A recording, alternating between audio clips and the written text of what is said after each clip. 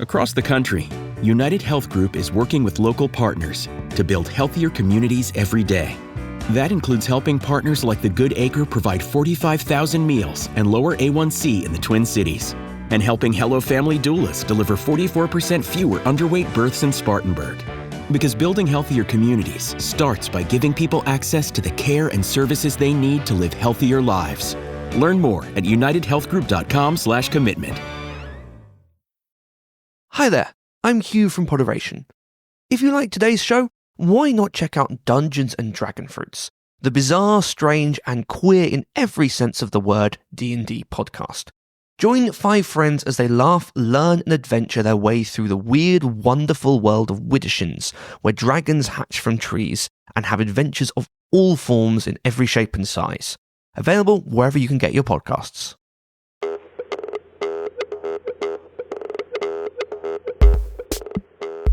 Hey there, quick reminder, we are still running the Grit System Game Jam, the first one ever, through August 25th. There are third-party commercial-friendly licenses for all of our games and for the Grit System itself. It's perfect if you have a cool adventure game idea you've been working on, or want to hack something weird and use a bunch of dice that generally aren't D20s, or hey, maybe you want to bring a D20 to Grit, whatever.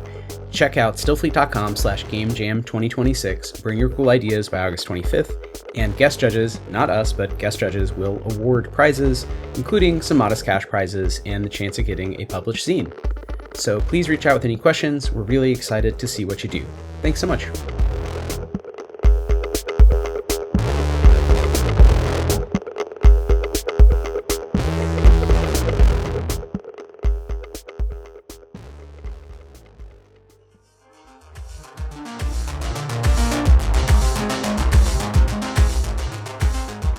Welcome to Why We Roll, A tabletop role-playing game design podcast by the Stillfleet Studio. We're your host, Chris Pickett, creator of the historical fantasy game Danse Macabre, And Wythe Marschall, creator of the political sci-fi game Stillfleet. Through the show, we hope to amplify new creative voices. We chat with different indie TTRPG designers, talking through a range of questions that are pertinent to many designers, players, and GMs. We hope to showcase fresh and even challenging ideas about what makes imagination-based games so powerful. Before we introduce today's guest, a reminder. If you enjoy this episode, please consider supporting the show and all of our games over at patreon.com/Stillfleet. Okay, let's find out why we roll.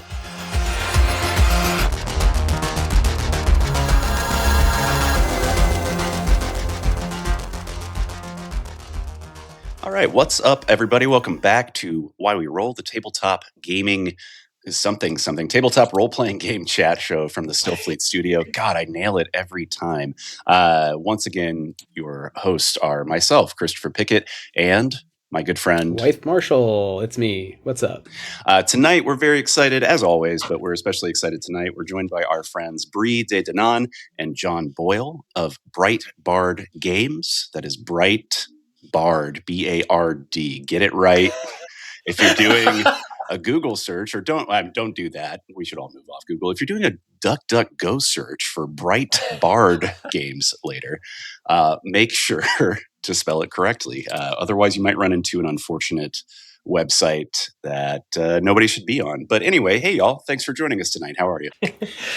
We're doing good. It's a lovely day here in sunny Minneapolis, St. Paul. It's been pretty good. We're bustling away with a bunch of like releases and like games work, so feels good. Nice.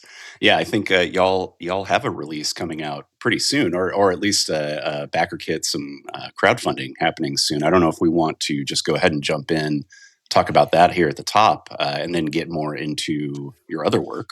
Yeah, I mean, we were talking about it before the show, but we have one of 2 of our 2024 original like zine releases, Axolotl with a Gun and Longsword, Glock, Taser. Both of those have gotten second editions this year. And so Axolotl with a Gun already like crowdfunded earlier this year. That's probably what we'll spend some time talking about tonight.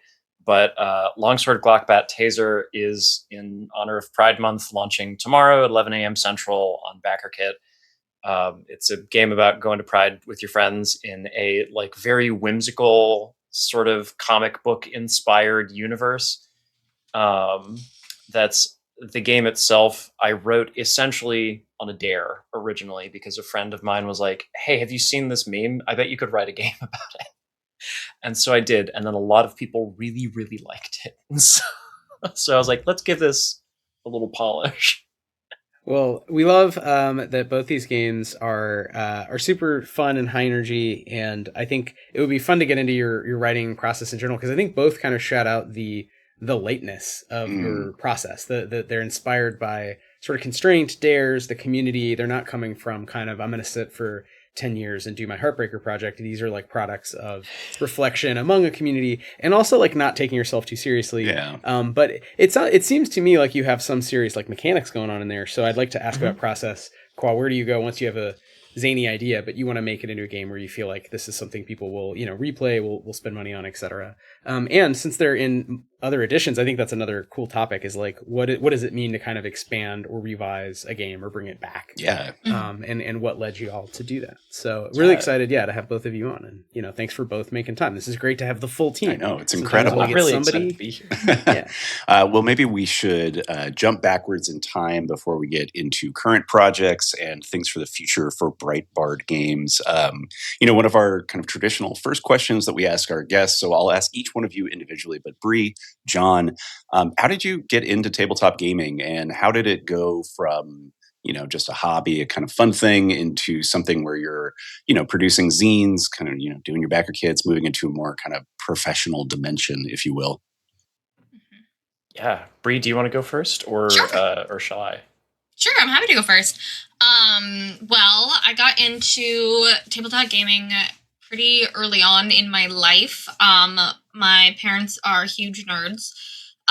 So we had a family D&D game when I was younger. And then I started watching Critical Role online and all like the big boom of when in 2015 when everyone was like, let's play TTRPGs online. And so I was watching Geek and Sundry and Critical Role and all that stuff. And then I started doing fan art for it. And saw more and more that like an indie space was building, and being like, I could like make art for tabletop role-playing games. Like I want to make art as like my career, instead of like going into like books or anything like that. Like I'm in books, I guess now, but like instead of going into like children's illustration. Do you have a background in illustration? I do. Oh, yeah, that's awesome. I didn't know that. Yeah, I went to school for art. So, I am the art director and illustrator for every single game in our catalog. Oh yeah, I like that. Keep it in the family. That's what we do. Kind of. And yeah, Jon, how about yourself? I didn't actually play tabletop role-playing games until I got to college. One of my good friends in like sophomore, junior year got me, it was like, hey, do you want to, I don't know, freshman year, I played 3.5 one time, and a guy who was really, really well-versed in 3.5 made an extremely complicated character who like crit every swing with a scimitar for 1 billion damage. And I was like, well, this is cool, but I don't really know what's going on. And so like, that was my first experience. And thankfully, one of my friends then did get me into a very different game called Foo, the Freeform Universal Role-Playing System. Whoa. I don't know that one. That's new on me. It's a ye olde D6 dice pool system. And so we played like a weird sci-fi horror campaign for like the better part of that semester with friends, and that I think really got me hooked. I got interested in like running some I ran some D&D for friends, and then not much longer like 5e came out, and I started playing like a regular campaign of that with folks. And then in 2019 I went to Gen Con, met a whole bunch of like really, really, really cool people, Bri included, at a meetup for a game called Mall Kids by Matthew Gravlin. Which he fittingly held in the mall next to the Indianapolis Convention Center in the food court. Met a whole bunch of like indie TTRPG people there. Yeah, it was really cool. It was really cool. Matthew's great. Sort of like, I think, my mentor then as the pandemic hit. and everybody was at home. And so I was like, well, I can't do what I was doing before, which was substitute teaching. And so I started doing freelance editing work for a couple of like TTRPG co-ops. And that kind of just like slowly moved into Bri and I were both doing co-op work. And then I was like freelance editing, and I was like, well, maybe I could make some games. And I started writing like some hacks of Lasers and Feelings. And then we did that a few times. And then eventually we were like, hey, should we be business partners? I think we might already be, but we should maybe like just have that be official. So what was the first game y'all worked on together? How did the collaboration sort of unfold? I think it was probably the very first thing that we both... Whoa! My phone for some reason started Instagram and went with it online. Shush! It was a game about haunted phones, right? It was a haunted phone game. This is all part of a grand bit to advertise the game. You've heard of this Discord has ghosts in it now. This Instagram has sounds in it, yeah. Yeah. I do think Instagram is haunted, but it's by the ghost of ourselves. Anyway, we can cut that out of the podcast. No worries. Go continue. Sorry. Okay. It was what was the question? What was our first game that we worked on together?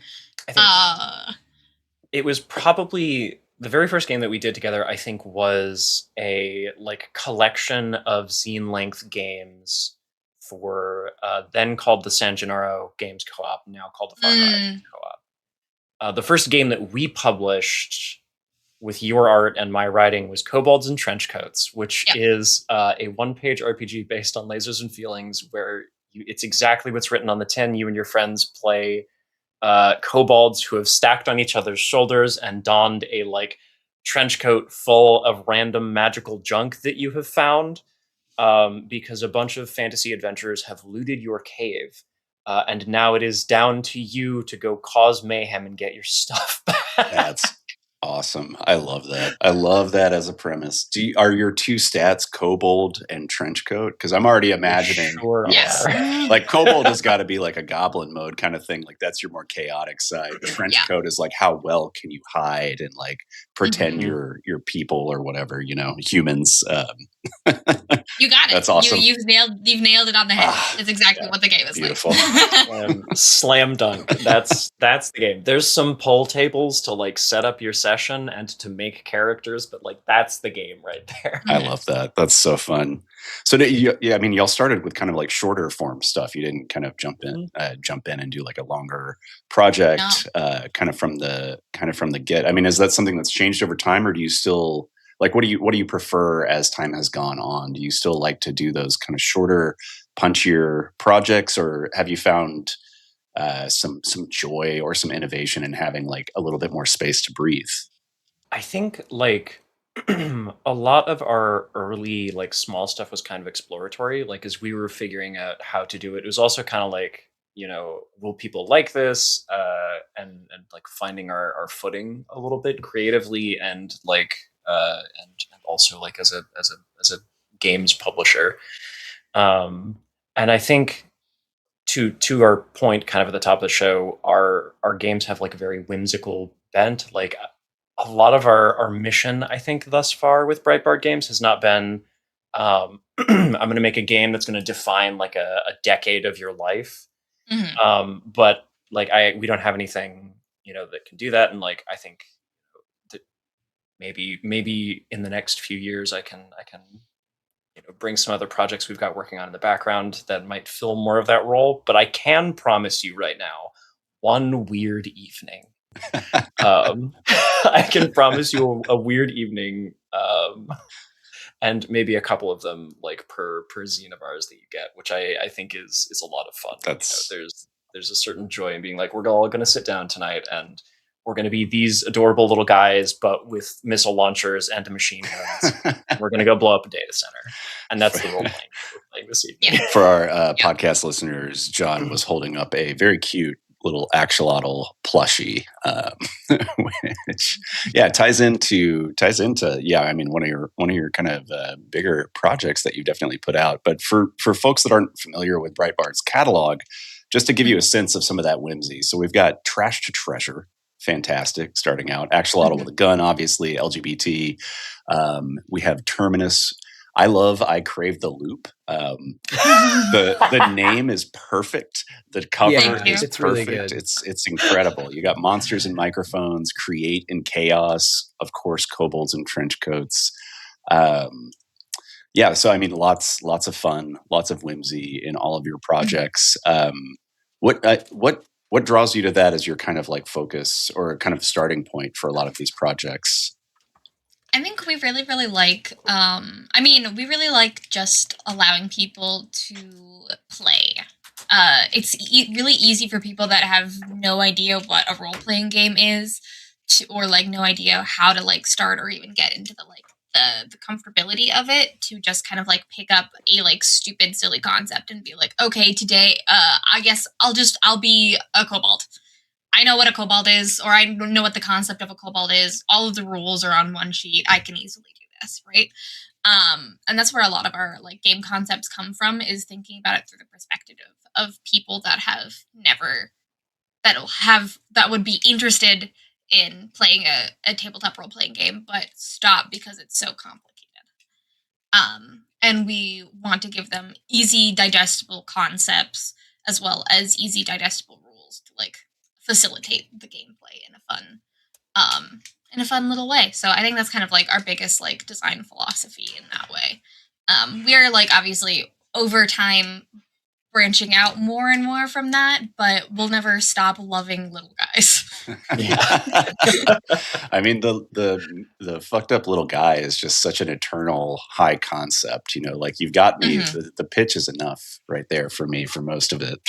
It's all the different kinds of fucked up little guys. There's so many different kinds.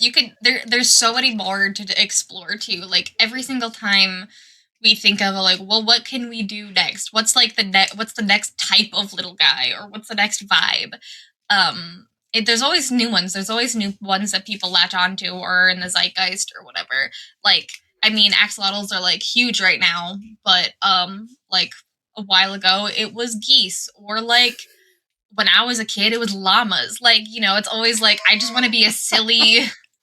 I just want to be a silly motherfucker. I don't think of geese or llamas as little guy. Like, I'm terrified of geese personally. As someone who was attacked by geese as a child, I don't mess with them birds. They mean. I will say the Untitled Horrible Goose Game RPG was a very fun RPG experience for a one-page game, because you are just geese and you can't communicate with humans. But you can steal and smoke cigarettes, which became... I successfully convinced all the animals that vaping was like a Ponzi scheme, but with no real articulation. So it was just all the animals stealing like things from head shops throughout this town in rural England. But I really like where you're going with like tracking the zeitgeist in terms of like what weird anthropomorphic or personified like being should we kind of explore, and what does that reveal? Because actually you do have some cool themes here, like blowing up data centers, blowing up pipelines maybe. I mean, you know, the things that all the kids are talking about normally day to day in 2026. I do want to ask in terms of collaboration, like how can you take us through a little of your process? Like how do you all come together? So first of all, it is largely the two of you per sort of zine length game. You're like, here's an idea, bouncing it off each other. Like how do you sort of forge ahead from you have a zany idea to like, what is the right mechanic? You know, what is the right length? Because you know, your products do vary a bit in sort of, you know, literally just how long of a zine it is, like how many rules there are, even though to your point, they're all simple enough. But I'm curious, like how you guys went about it. I don't know if you want to walk us through one of the big games we're going to talk about, or one of the sort of an earlier thing. But I'm just really always curious about like writer's process, mechanical design process stuff. Yeah, I like Spencer Campbell, another tabletop games designer, is responsible for like Rune and Nova, described himself once as a toy maker. And that's a label that I feel like resonates with me in some ways, where I feel very mechanics brained sometimes, like between getting like just a whimsical idea and then like I'll think about like how can I represent that with dice or cards or journaling or tarot or, whatever. Like what way can I represent this sort of like silly or fun idea that I've had? How can I turn that into an experience that you can replicate with rules? And so like that's a thing that I'm very prone to. I like gamifying things, and so for instance, like Axolotl with a Gun's a really good example. I liked the idea of some of the Havoc engine from Rowan Deckard's Eat the Reich, and that's like a very rich design space to play around with, like D6 dice pool mini games.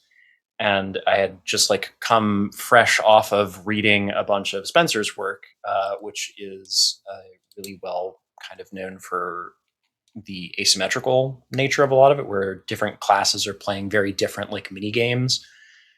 So for Axolotl with a Gun, it was kind of just like Bri started drawing a cute little guy, which is often the genesis of these. It's also true of Trash to Treasure, where like Bri drew those magical girl goblins and they predated the actual game pitch.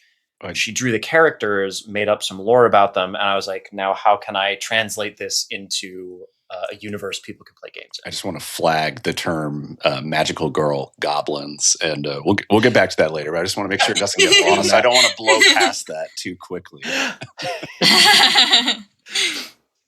Yeah, so that tends to be the thing. Like Bri draws a cute little guy, Jon's like, how can I make a game out of that cute little guy? Then Bri spools out an entire universe, because the other half of her degree is anthropology. So, whoa.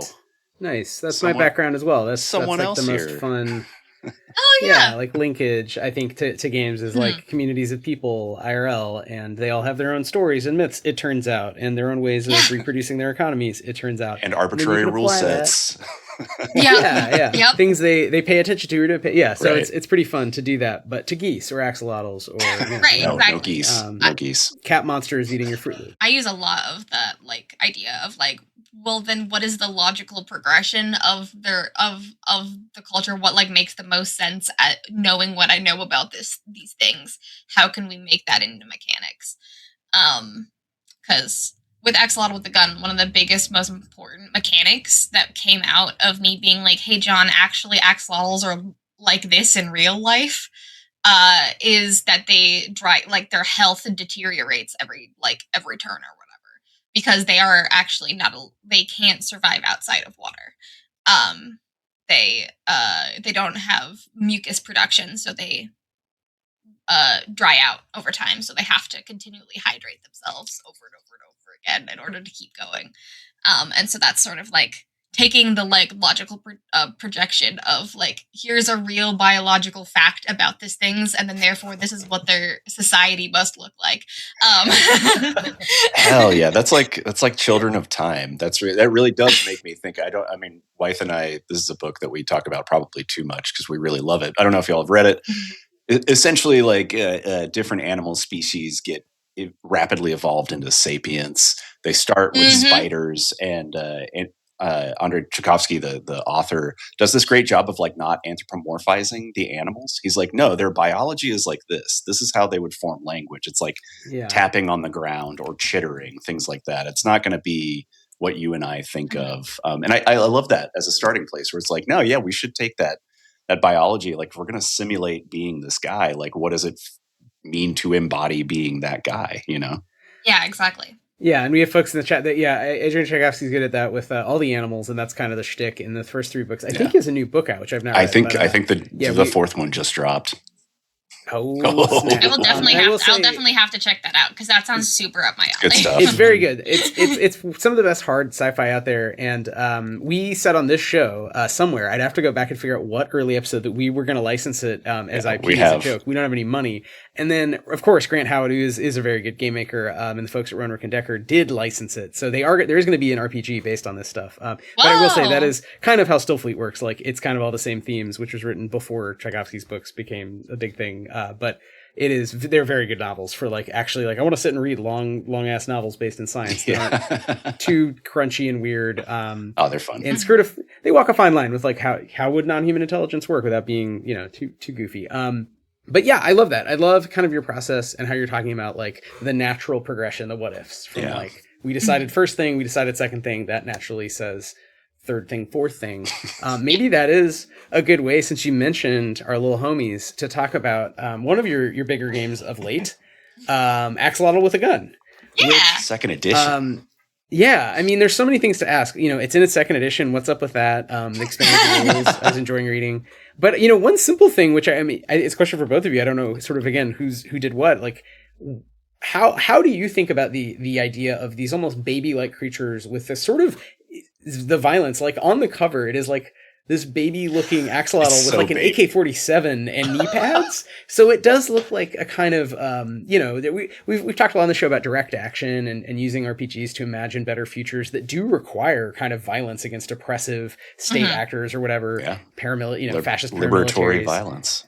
Yeah. And I think, as Tupac said, like, nonviolence is violence too. Like, it implies that someone else is just doing the violence. But, here we have axolotls fighting mecha raptors, but the guns are very prominent, to the point where the new expanded content is a little preview for those who do not own. You should buy the game, play the game, but the expanded content starts with like a dope list of guns that feels very like Space Marine-y, hard sci-fi. But again, these are cute little guys. So I'm just kind of curious how you want to talk about like that game in particular and where you wanted to go with it, from the beginning. Yeah, as we've been talking about, it was kind of, I originally wrote this game because Bri started drawing the little guy, because someone was like, draw an axolotl with an AK-47, and she started drawing it, and on her art streams, she'll do like quick doodles where it's a timed like 20-minute doodle. And so Bri, you started drawing it, and I was at like 19 minutes, I was like, I bet I can draft a game about this guy before you're done doodling. And so the very first draft of Axolotl with a Gun was me just like in this kind of lightning round, like fugue state, asking myself, what if, okay, and then moving on to the next thing. And, obviously it developed and like fleshed itself out a little bit and leaned into some more of the other like environmental themes and stuff that we dip into. But the thought process for me was, okay, he's an axolotl with a gun. Who does he fight? Well, who would want to harm this adorable little guy? Probably someone really awful, like machines guzzling up water to use for cryptocurrency, or like sort of useless tech stuff that has detrimental impacts. And I was like, great. What a weird sci-fi concept that you came up with. I know. Yeah.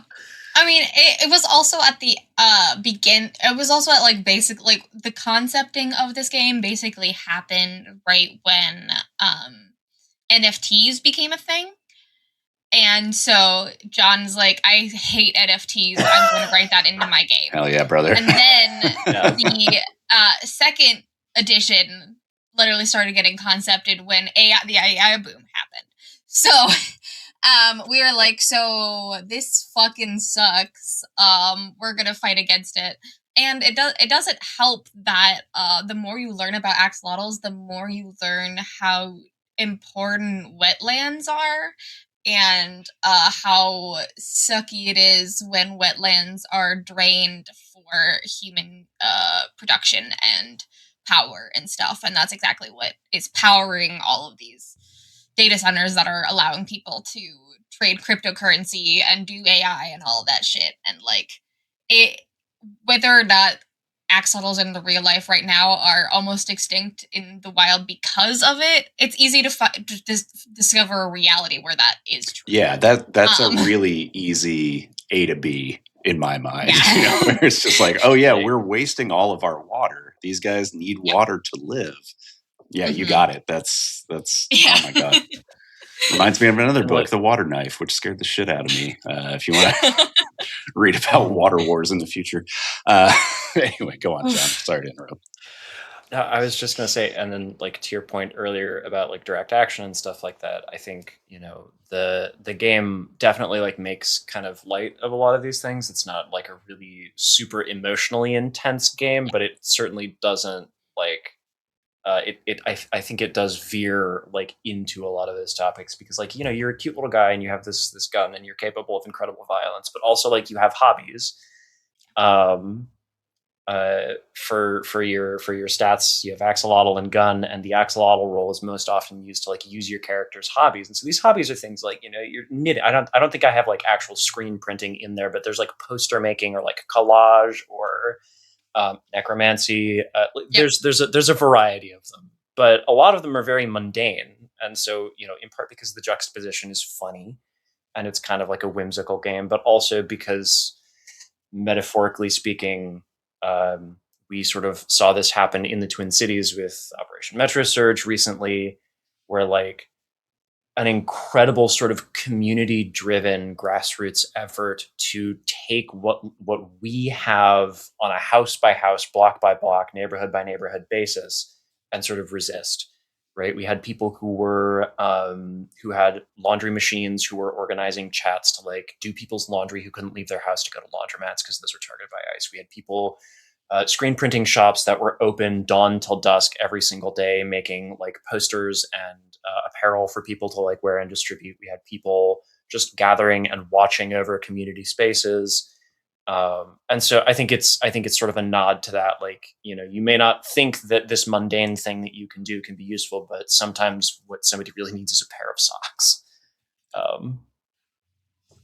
Yeah, that's real. Yeah. No, the Twin Cities were such an inspiration. I think that's not been lost on the left broadly in the United States, because I think the history here has been one largely of, it's almost like different generations having to relearn the same lessons, because there was such a decisive break, because anti-communism was so rampant for so long, and the so-called new left was so captured by on the left kind of dissolving into sort of postmodernism and just nothing, just pure theory, and on the right becoming Democrats, and even the most well-intentioned becoming essentially Obama Democrats. And it's like, oops, we killed more people than the Republicans. How did we do? That's like a very classic Animal Farm. Like, well, how did I become the bad guy?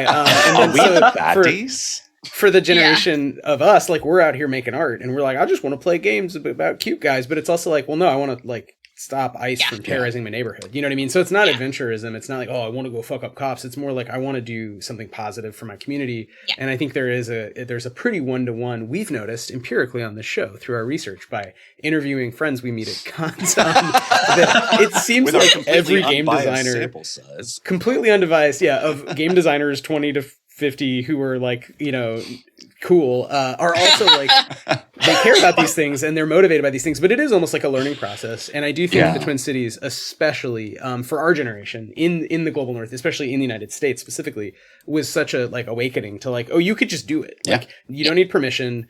You don't, or rather that is a source of energy from which parties can form. So it's not to say I'm a big proponent of parties, but I think that like, you don't need to wait for the perfect group of people to come and grab your arm. You can just do stuff. And I think that's a little bit similar to the sort of indie entrepreneurship of, I want to make art. I want to find a way to do it, recurrently. I guess I'll just jump on this thing called Kickstarter or whatever, right? Yeah. And kind of get going. But I definitely think that's cool that you guys are there and maybe can learn some lessons or reflect on that. Yeah. And draw AK-47s on everything. On everything. Why not? Right? Every little guy. Yeah. I am curious in the text in Axolotl with a Gun. I mean, I've read through it, so I already know the answer to this question. But for folks who haven't read it, how explicit do you get with the kind of political side? Like, are we talking? Do you say data centers, or is there kind of more of like a metaphorical representation? Like, how do you handle that material in the text, keeping the whimsy, keeping it fun, keeping it engaging, but also like, seriously engaging in the real politic of it? Yeah, like at the very top of both games, there's a section that talks about our like AI policy. And in that section, I'm like, it is against the rules of this game to use AI with it, and here's why. That's sick as hell. I'm going to write that into everything. Oh my God. I have a tangent I'll get on later, but no, I'm putting that in everything from now on. That's awesome. No, it's against the rules. You cannot play this game if you're going to do AI. No. I was inspired by the Olivia Hill rule, which is the no fascists rule that will appear in TTRPGs sometimes. And so I kind of I jumped off of that, and I think I try to approach this kind of stuff from a position, like from a place of empathy, because not everybody necessarily like has the same experiences or thinks exactly the same way that I do. And so it's like, I understand where this might seem helpful or useful to me, but it sort of sucks for me when you feed my game into the plagiarism machine.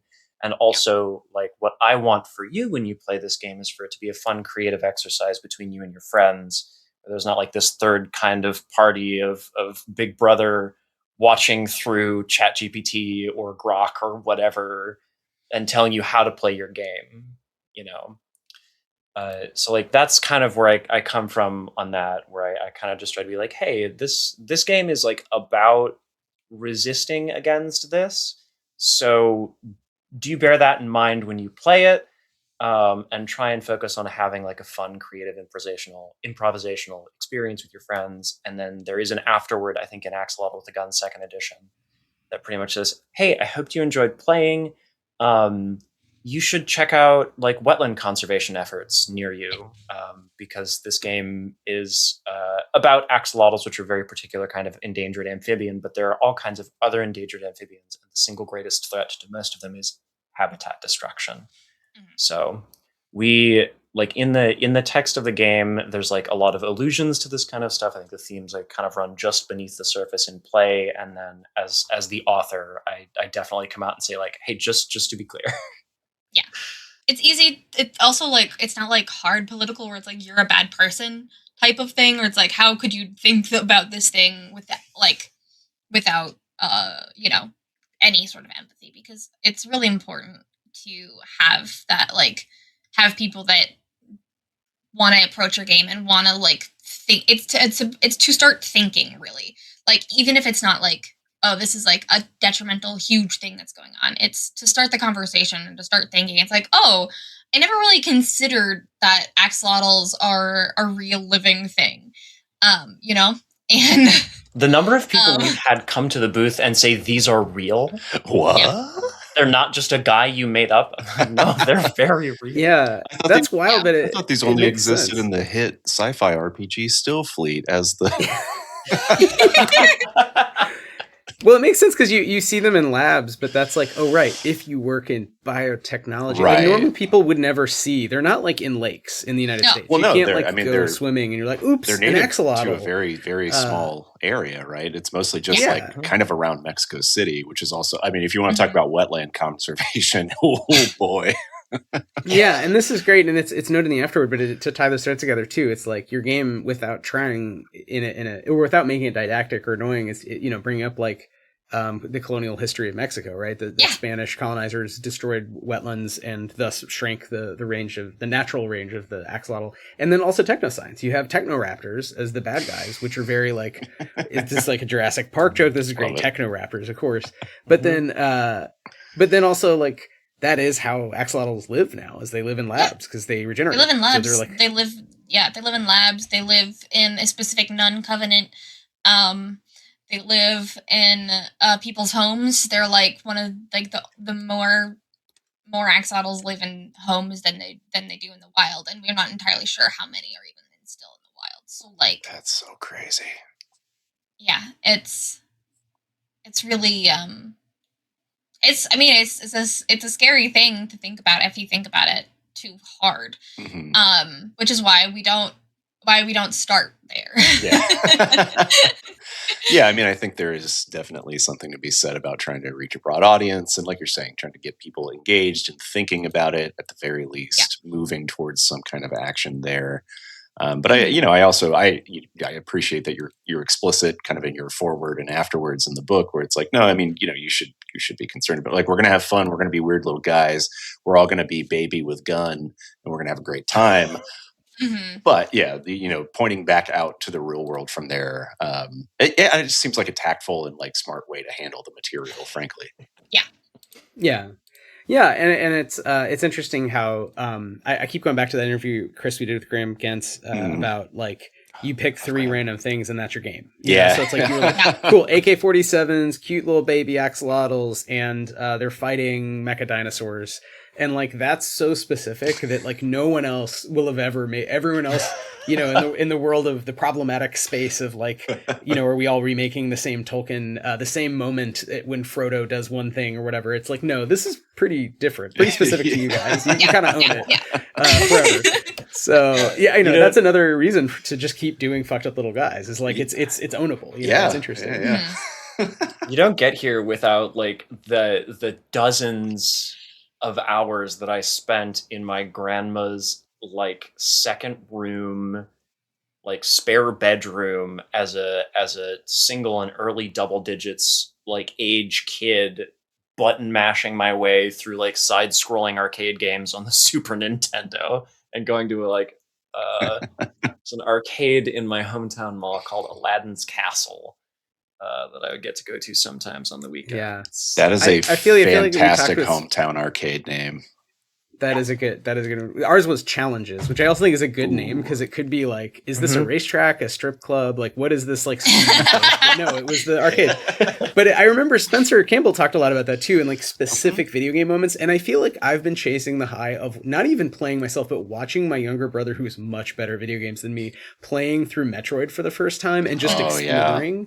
And like, as much as my games are really about Alien and Blade Runner, they're also just about watching another kid play a shitty like early SNES game where we're like way too close to the TV. So yeah, I totally feel you on. There's like who knows how many hours, dozens of lost hours programmed into our DNA as artists. I mean, Zelda Link to the Past for me is that. Yeah, I feel like that's the high that I chase in every single video game. Yeah, every game. I want to explore. I want to break the vases, man. I want fairies. I want to turn us to Longsword, Glock, Bat, Taser because it's really fun to say over and over again. We're probably used to saying it. Everyone's going to be saying it in RPGs for a long time. But secondly, I think it's really, maybe because this is, a project you're about to again relaunch, right, and work on. Mm-hmm. Maybe you can walk us through that design process, that design thinking, and how are you approaching it now? Like whatever game this is for you. I mean, it's a dozen games in, but Well, I was going to say too, it's a good opportunity to reflect on, doing revisions and coming out with different editions, things like that, and how that's changed from edition to edition for this game specifically. Yeah.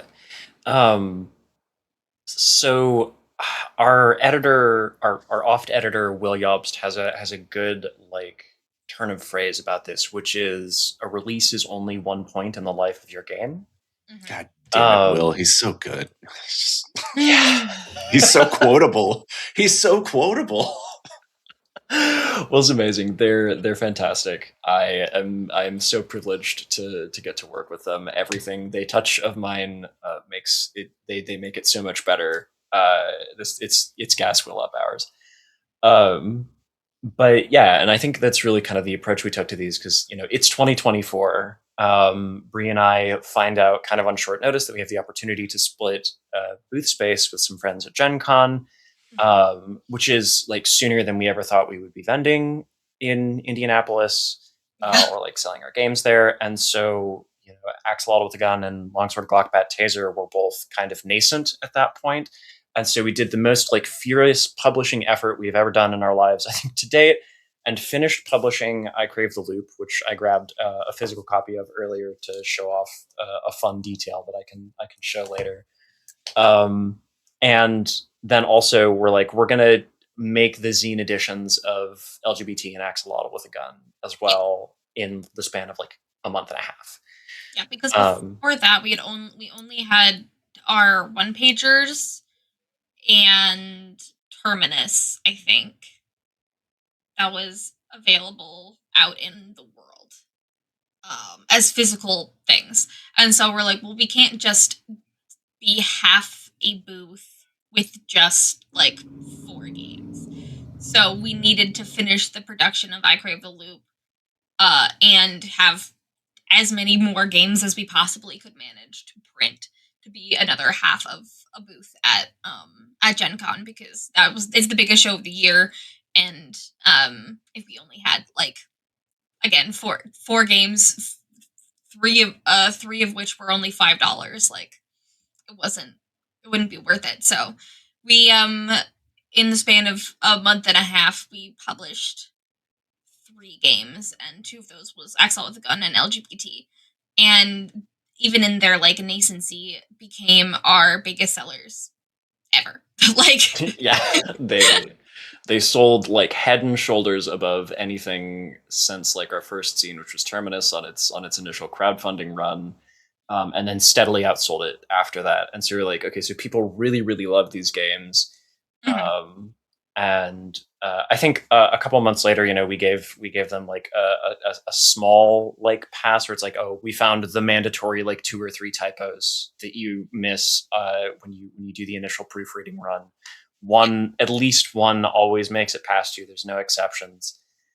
And then, but it coming into like 2025 and going through there and seeing people really, really be excited about these, we were like, well, there are things that I think we could do to these that would meaningfully enhance the way that they play. And so like having had people like play test them over the next like year and a half, we were like, I think especially since they've not just been like a flash in the pan, like people have remained interested in these games. We wanted to like revisit them and give them like all of the kind of like love that we could, so that they would like really stand the test of time. Yeah. And so that was like Axolotl with a gun, where I went back and I kind of like really leaned into the arcade game theming. So now there's like a coin operated like economy in there, where like your character, like when you run out of health, you get like a little insert coin, the TTRPG like insert coin screen, where you can like you hand a quarter to the GM, and then you like regenerate your health and get some of your supplies back, pop back into the action, flashing with iframes for a round. It's a different take on the token economy. Exactly. Yeah. It's all about flavor. No, it's great. And it calls to mind that, again, as Spencer was saying, when are you playing a board game instead of an RPG? And I think this is like, you're not actually technically playing a video game, but the fact you put a coin back into, if you kind of die, you fully regenerate by giving up one of your coins, feels so fun. It's such a satisfying, like, how is this the first time I'm reading this? You know what I mean? So I think there's a lot of nice little mechanical flourishes where y'all have captured. I'd have to side by side the zines with the first and second edition, but it feels really smooth and really well thought out. So I think, again, it feels like you can tell that thought has gone into the Gestalt product, the game. Yeah. And I imagine that comes from some playtesting too. So maybe that's something else, y'all. I don't know if you want to say anything about your process and just what you've learned through years of, AK-47s in the hands of little cuties. Oh man, playtesting your games makes them better. After I had already released, you heard it here first. Unfortunately for all of us game designers, playtesting your games makes them better.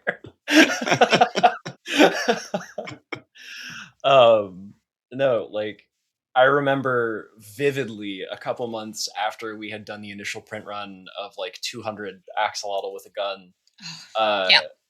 One of our friends who at the time, and I think still does, works for some VTT companies. They make like character sheets and stuff. They were like hand coding a character sheet and some like macros to play Axolotl with a gun with some of their coworkers. And when they like programmed the rules as I had written them into a computer, they realized that I had written an infinite dice glitch. And so you could literally roll a near infinite number until like statistics really got pretty rude to you. Like we're talking hundreds or thousands of D6 on like the second round of the game, which I don't know if you can get more arcade inspired game than oops, somebody found an infinite dice glitch that I had to patch up by changing the wording. I was going to say like that just tracks. That's just a good bug, like that's something that a speedrunner would exploit. Yeah, right. Exactly. As it turns out, if you clip through a particular text box in the PDF, it does actually change the HP of the final button. Yeah. It's like Metal Gear Solid 1. You have to put the controller into the other slot in order to play. Yeah, because he can read your inputs, but only from the player one slot. That's a deep cut. Wythe looks lost. I'm sorry. No. I just, these are not. Everyone has the things that like tormented them about video games in yesteryear. And as you know, Chris, I gave up on video games at some point because it just felt like you can only be a true nerd about so many things, and I decided to leave that to you gotta pick your lane. Nerds, you gotta pick your lane. I mean, it is funny though to translate the text of a TTRPG into not necessarily a video game system, but like it has to follow a very specific logic for it to work within a VTT environment, right? And sometimes you don't have it. Sometimes you just you write based on vibes or on feels, and the math isn't there. The math wasn't there. What a horrible way to find out, though. Yeah, Oliver sending me a message and being like, "Did you intend for us to be able to roll this many dice?" And I was like, "Absolutely not. This is the spirit of the way that I wrote this." Yeah. But I realize now that the way I have, the placement of these sentences in this order means that it plays out a different way. Awesome. Well, that's the whole thing. Like, VTT didn't exist until very long ago, and it's still not. It's like very unevenly used. So it's like writing for VTT, I think, will change design inevitably if its adoption becomes more widespread. Yeah. Which is the whole thing. It does make me just think about that whole thing where you can play the game Doom on a PDF. And then, so I have the thought, wait, why doesn't every single RPG also include Doom? But then I was like, oh, IP law, that's why. Yeah. Yeah. That's neither here nor there. I do really want to get back to you, though. Can you tell us more just the pitch for Longsword, Glock, Bat, Taser? Because you're launching, we are recording on June 1st, and this is launching very, very soon. So I think this is an exciting time to ask you about your next project, which also, goes back to that question of kind of re-upping, redoing. And I don't know, just want to make sure folks have that information. And also, if they're listening, Chris, depending on when our schedule is, they will either be live on BackerKit, or I'm going to guess, maybe people will be able to pick it up after as a late pledge for a little more, but they should pick it up during the campaign if they hear these words. Yes. So LGBT. So Longsword, Glock, Bat, Taser is about going to Pride with your friends in a like whimsical, comic-inspired universe. I love Scott Pilgrim versus the World. I think that fun, like video gamey universe where like people can have like skills and can produce things from hammer space randomly, but it's all just sort of like normal. Like people explode into coins and you level up by collecting them. It's that sort of like weird, wild vibe was what inspired me when I was creating the game. And the actual like genesis for it is an old Tumblr meme where somebody posted LGBT, Longsword, Glock, Bat, Taser. And it's somebody drew art of that and it's circulated for like years and years and years and years and years. And so somebody reposted that, Pride 2024, and they tagged, one of my friends tagged me and says, could you make a game out of this? Feels like these are stats. I was like, this is a fun experiment. And so that's kind of where we got the game. So the game's about going to Pride with your friends and, a variety of things stand in your way depending on the kind of genre you want to play in. Maybe it's like, as with Scott Pilgrim, like a league of evil exes. One of your friends started dating somebody and now they have to defeat these like 7 people in order to like overcome this and learn something about themselves and enjoy the month, or like really like begin the relationship. It might be like, oh, the house that you rented to like have a big party at is really haunted, and so you have to like either make friends with the ghosts who live here or exorcise them. It might be something like corporations have sort of instilled themselves everywhere at your local like celebration, and that's pushed out a bunch of queer businesses. So like, how can you do something that yourself, like get local like queer-owned businesses back into your local Pride celebrations? There's a bunch of different like adventure prompts, but all of it kind of comes back to you and your friends are celebrating Pride together in this kind of whimsical comic book inspired universe where you can all produce weapons that embody your inner queerness out of hammer space. The intersection of queerness and hammer space is pretty good. It's pretty good. And this is, this is again, you've had time, and this is a game you've reworked, correct? So, do you want to say a little about, for folks who may know the game, or just again that process of like how you've gone about that kind of leveling up of the game itself, and like what a second edition means to you? Yeah. One of the most frequent comments that we got about Longsword, Glock, Bat, Taser is people who belonged to identities beyond like the 4 in the meme, we're like, are there options or additional like stats or things that, reflect this identity that I use for myself? And we basically, from the moment that we wrote the zine, had the idea of writing like a follow-up zine that included a lot of like additional like modifications or additions or like, new weapons to like theme your character with. And so part of it was just like we wanted to include that, we decided, into the core book. So it's just a core part of character creation. And then a lot of the same that Axolotl with a gun got is just like streamlining of rules. And we really, I think the biggest work we did was to improve a lot of the adventure prompts. So it's a little bit easier to pick it up and like run an adventure straight out of the book without having to do too much like prep work. That was pretty much the vibe, is adding more character creation options, and allowing people to have a more robust GM section, because LGBT beforehand was like much more just kind of like, here's how you play the game, have fun, peace out. And this time we had a lot more like adventures that were already written that you could run without having to like make them up yourself. Again, which goes back to our like philosophy of like, it should be really easy to just pick up and play our games, and you don't have to do a whole lot of work outside of it. Because if someone that picked it up that never knew how to play a TTRPG or never knew how to GM, they wouldn't have any idea what to do. Yeah.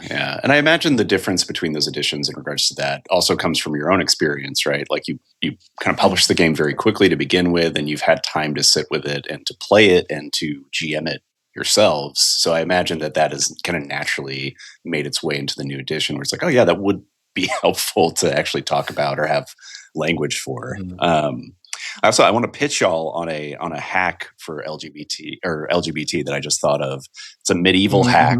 LGBTQ, longsword, guisarme, or however you say it, guisarme, ballista, trebuchet, quarterstaff. I'm into it. There you go. Yeah. That's pretty good. I'm hearing a team up. I'm hearing a first, Hey, it wouldn't be the first time we've published a game in between publishers. So yeah, that'd be great. We need to. We should do more of that. We've just been so lost in the sauce. As we tape this, we are running the first Grit System Game Jam, so we're very much looking to just broaden out and just really chat with more people and do more light games and weird team ups and fun ideas. So a little more maybe playing in that space. So good to learn from y'all. In addition to other guests we've had on the show, but definitely y'all are playing around with.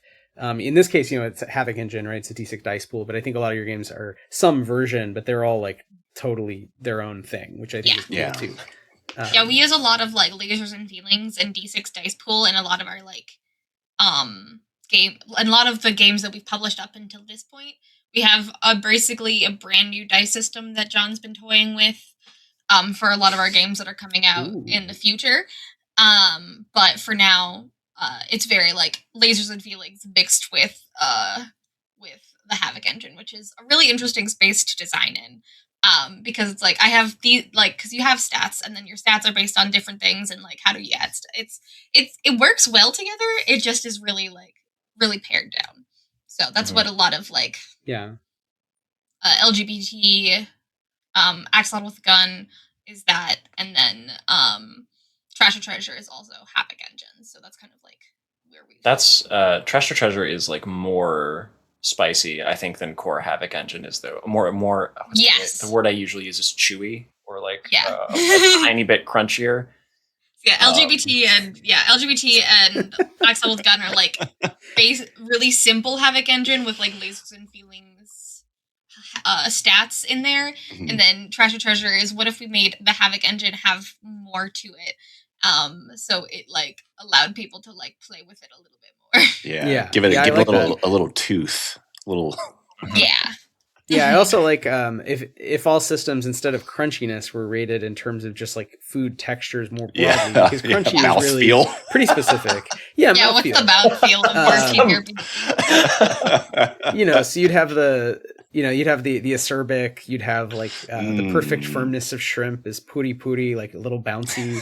You'd have like all kinds slimy. Like my system's straight slimy. That shit makes no sense. Yeah, right. That's Slug It's Blast. weird in the mouth, I have but it doesn't. Slug blaster. Slug Blaster, Yeah. slimy. That makes sense. No, that's very cool. So everyone can support you by heading over to backerkit.com and checking out L.G.B.T, Longsword, Glock, Bat, Taser, You have possibly to type future the whole thing. possibly future editions to include quarterstaffs or something else. And of course they can pick up Axolotl with a gun. You mentioned this new system, which John, I think you teased before we started taping. I don't know if you can say anything, either of you, about your upcoming projects more broadly. Just anything you want to plug that we have not gotten to.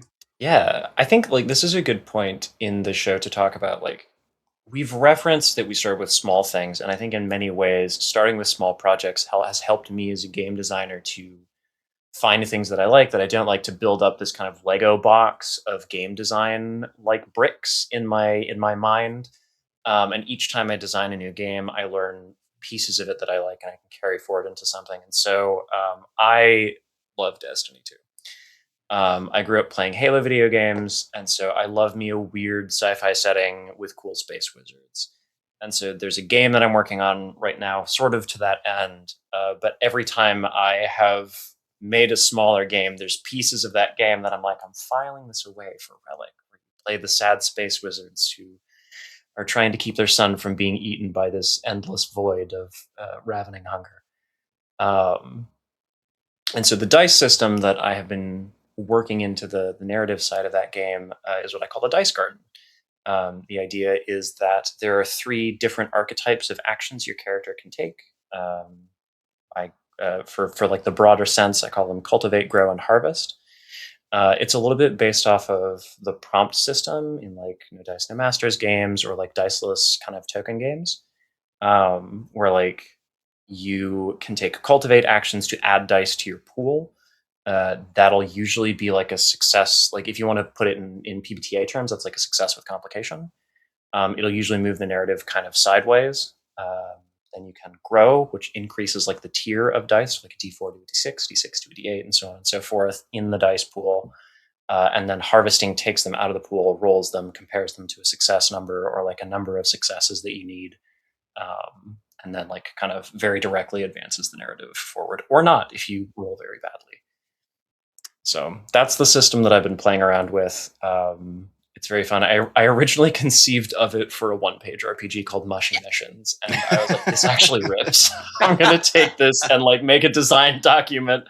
So I'm really enchanted with this. That's awesome. Yeah. I can imagine. Yeah, I'm sorry. Go ahead, Bri. I'm sorry. I was just basically saying that on the like business side of stuff, this became another thing where like we have so much like mushroom merch because I love mushrooms, and so when we're at places, John, we will sell our tabletop role playing games, and then also the stickers and pins that I design, which is a lot of times in connection to Breitbart games, and or anything that isn't others fandom specific. And so all of these mushrooms were a thing, and people were like, I love your mushrooms. Are you ever going to make a mushroom game? And, we gotta. And so we're like, well, yeah, we probably will. And then we kept being like, okay, in terms of like bundling our 1-page RPGs, it'd be really cool if we had 5. So we could do like 5 for $20, so you could get 1 free. Blah, blah, blah. And I'm like, all right, John, your task for this month is to write a mushroom 1-page RPG. You have to do it. You told me the name too. You were like, it's called Mushy Missions. It's called Mushy Missions. Nothing else about it. I know nothing else about it. You have to write this. That's awesome. Go. Yeah, design with constraint. Yeah. I also love leaning into what I'm now going to term illustrative determinism instead of nominative determinism. It's just like, well, this is what I'm drawing, so this is what we're making, baby. This is what we're making. Good luck. Illustrative determinism. No, for sure. Like, Mushy Missions came from that. Axolotl with Gun, Trash and Treasure those were our games that are like, I drew something beforehand, and then John was like, I'll make a game out of this. And it'll keep happening. Yeah. It'll keep happening. I mean, it sounds like it's working. It's a good process. Yeah. It's a really good process, and it means that we have art to tease of it before the game even is out. So mind-blowing. So it works really, really well. But yeah, sometimes I do a lot of the like just larger thought process marketing of like how we present ourselves. And so sometimes it's like, this is a game for marketing and it's gonna sell well. And then sometimes he makes really good stuff out of it. Well, that's the classic, actors rule, right? It's like, oh, I do one for them, I do one for me. I do a dumb kids movie, and then I do my art house film, blah, blah, blah, whatever. Yeah.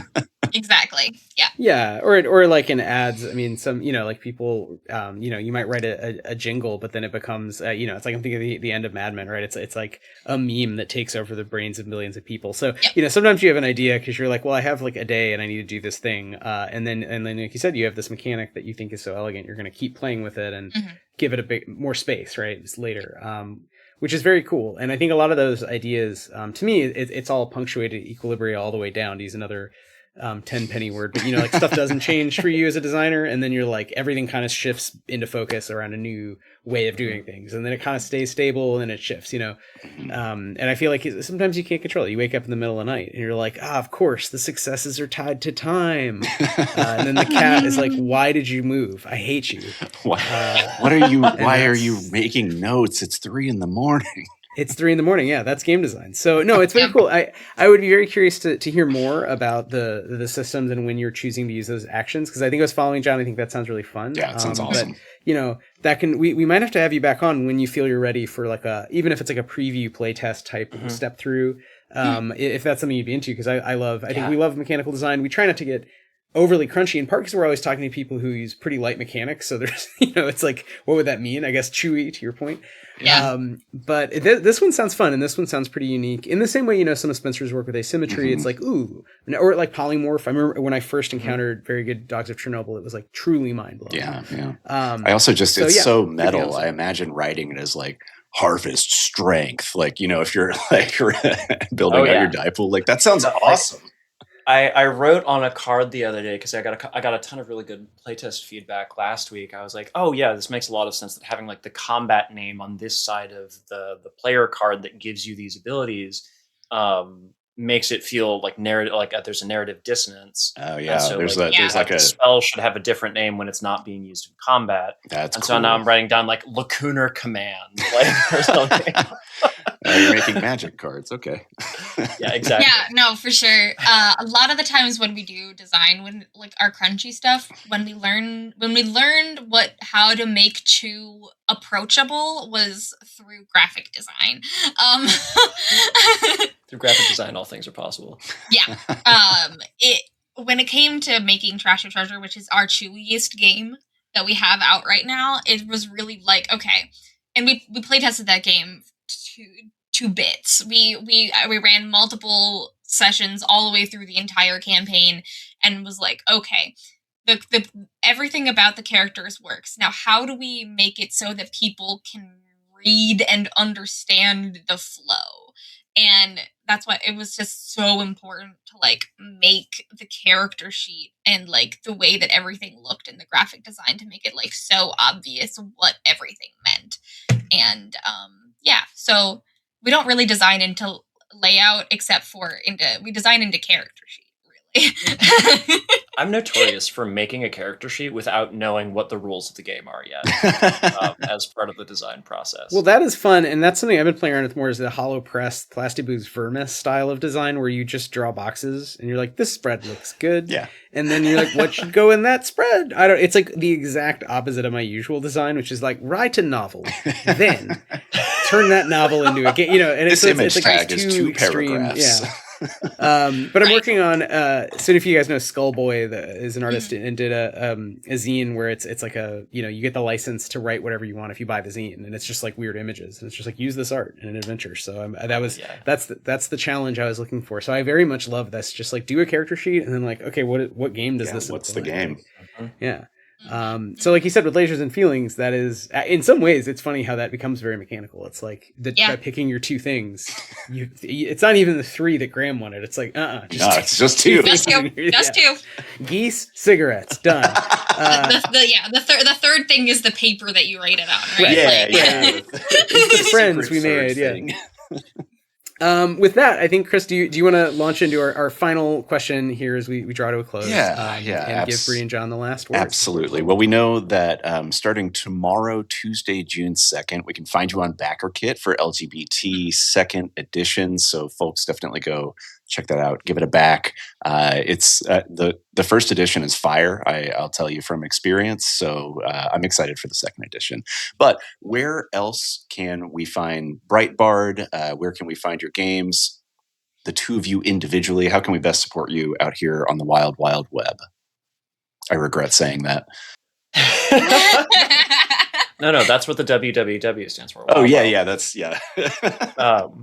You can find us most easily, I think, at Breitbard, BRIGHTBARD, breitbardgames.com. You can find all of our games there. We're going to be updating it with a bunch of our pins and stickers and merch and stuff sometime this summer. So that'll all be on there. We're on social media. I know Breitbard Games and Bri and I both are most frequently on Blue Sky and Instagram. And Bri and I both do kind of chill co-working art and game design streams on Twitch for our respective social media handles. So I'm at Resident Bard and Bri, you're at Bri Dannan, right? Yes, I'm at Bri Dannan pretty much everywhere. If you want to see my silly little art and the things that I do, I'm trying to figure out the algorithm because it keeps changing. Follow me on all the places and maybe you'll see my stuff if the algorithm lets you. Maybe. Just maybe. Just maybe. But I'm Bri Dannan on pretty much everything. At Bri Dannan, it's what you see on the screen, except for get rid of the because then if I put that in the thing, it would say Bride Dannan, and that's just weird. Bride Dannan. The Bride of Dannan. Sounds like a game to be made. It does sound like a game to be made. I mean, yeah, you are taken by the Sheed to an underground fairy hill where you then become the bride of one of the last Tuatha de Danann. Boom, the game writes itself. The game writes itself. Beautiful. It's a solo journaling game. Print it, stamp it, print it. Let's go make some money out of My name is a game. Yeah, right. My name is a game. That's great. This is a hack of We Shall Be Monsters. So. Yes. Oh, dude, we're cooking. All right, save this for off the pod. We can't let everybody know this. Right. Gotta keep this one close to the vest. All right. Well, thanks so much, Bri and Jon, for joining us tonight. This has been Why We Roll. Thanks, everybody, for listening. Thanks, everybody, for watching. Thanks, Wythe, for being a good friend. And we'll catch y'all next time. Bye-bye.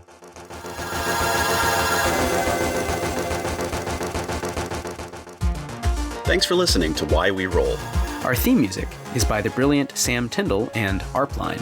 If you enjoyed the show, please subscribe wherever you get your podcasts. You can find us on all social media at Stillfleet.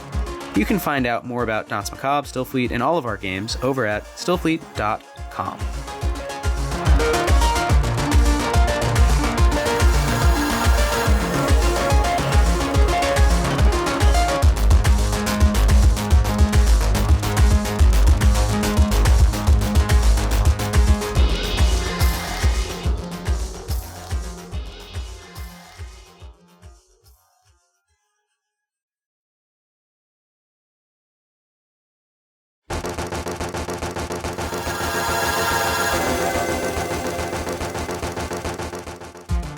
Thanks for listening to Why We Roll. Our theme music is by the brilliant Sam Tyndall and Arpline. If you enjoyed the show, please subscribe wherever you get your podcasts.